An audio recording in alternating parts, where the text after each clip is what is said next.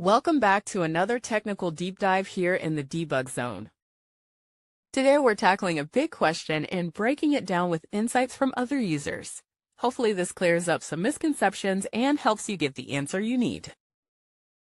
So buckle up, stay a little curious, and let's jump right in.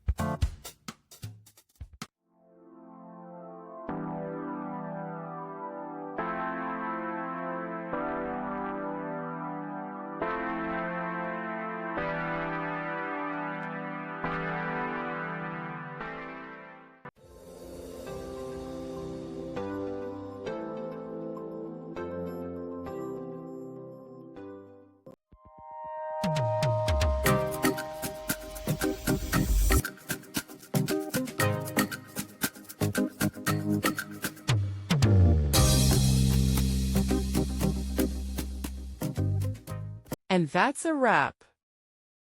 I hope you found the answer you were looking for.